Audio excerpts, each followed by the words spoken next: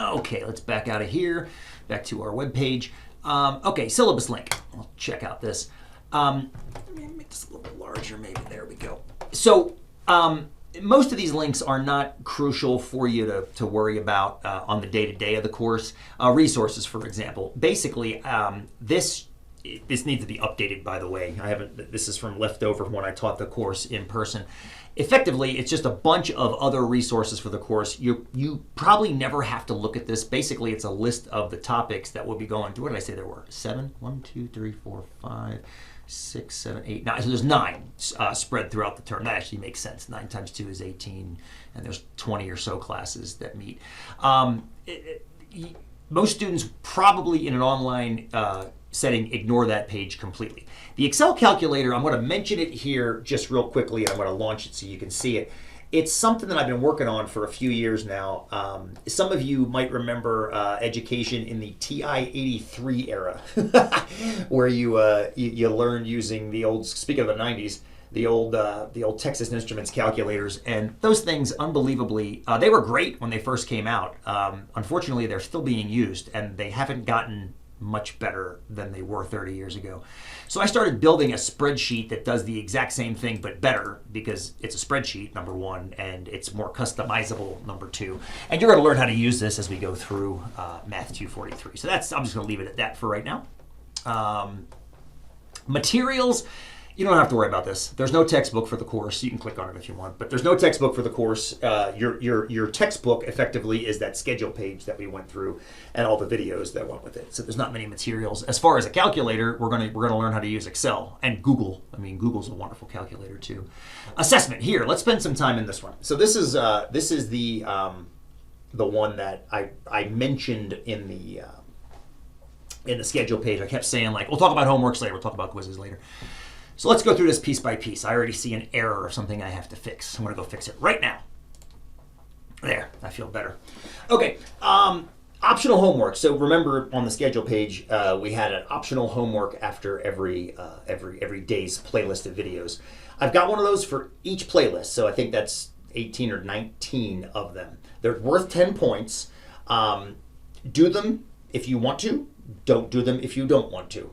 Okay, I try to make this kind of a choose your own adventure kind of class. A lot of students like the practice. Last time I ran this course online, I had maybe 10% of students did every single homework. The vast majority of students did, I'd say, half to 3/4.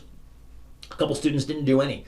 It feels weird to me to force every student to do the exact same amount of daily catch-ups. So, you know, if you think you need the practice, I mean, you've been students long enough, you know when you need more practice with something. So I made it optional. If you don't do them, they don't become zeros in your grade. They just don't become part of your grade. That's all that is.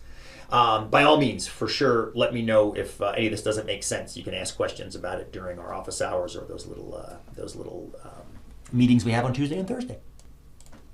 All right, quizzes. Now, quizzes, we mentioned they were on the schedule page on Fridays. At least there's always going to be 2 at least linked on Fridays. Please take a look here. You have to do 10 of them by the end of the term. There's going to be a lot more than 10 available to you, but you have to do 10 of them by the end of the term. Okay, and again, going back the numbers I gave you earlier, almost everybody, last time I taught the course, did the 10 minimum. I'd say the majority of the class did 12 or 13, and a few students tried to keep up and do every single one, but it just gets to be too much. And so why, you might ask, why do you offer so many then, Sean? Because again, choose your own adventure. Because we only have 9 topics, and I'm offering you way more than 9 quizzes, that means you're going to have choices in a topic. So if you don't like a quiz, say on example Oregon dams, you might like the quiz on data types, which are some of the quizzes that are available in the first couple weeks. So again, choices, choose your own adventures. Okay, projects. I see another error down here. There we go. They are scattered throughout the term. I think there's one in week 3, maybe one in week 6, and maybe one towards the end, week 10 or 11. They're just extensions of what we're talking about in class, deeper dives. They're not optional. You got to do those. I think there's 3 of them altogether. One of them is basic probability, one is joint probability, and one is Bayes' theorem. All of them are pretty rad. I wouldn't take deep dives into things unless I thought it was important, and all three of those are things that have popped up over and over again in my kind of experience of the world. So those are projects. Exams, and I haven't posted either of those yet, but there are going to be 2 of those. I think one's in week 5 and one's in week 12. All these things, just so you know, all of these things are take as much time as you need to do them as you need to get them done. They just are due on Friday of whatever week they're due at 10 a.m., no later than that. So for right now, I'm going to tell you right now, all the homeworks, quizzes, and projects are posted. You can actually get into any of those right now and start schlepping through each one of those. The only ones that aren't posted are the exams, and I'm going to work on those starting next week, the first week of the term. I'm going to try to have them up by week 2, so you've got almost a month to work on those as well. So I want you to have as much time as possible to get through this stuff. And we'll talk more about, expectations. I did put a couple little, well, let's back out here. I want you to use things like Google. I want you to work with your classmates on getting things done. I love collaboration. I mean, a lot of times, I'm not going to force you to do it if you don't want to do it, but a lot of times people love to collaborate and pass ideas off to each other, and then trade them back and forth. The only risk I run with that is making sure that students do their own work. So if you're ever unsure about what doing your own work looks like, I got a little page here, and read through this. I think academic integrity is an important thing, and I open myself up for issues by being very free, by saying things like, use Google, look things up, and that kind of stuff. So please make sure that you take a look at this. I think most people, I know most people do this correctly, but there are a few people that I think that inadvertently end up skirting the system, so don't fall into that. Grading policy, you don't have to look at that page if you don't want to. I'm going to email you a progress report every Friday with your grade, and that's pretty much it. FAQ, this is a little list. This might help you on the homework if you choose to do that first homework.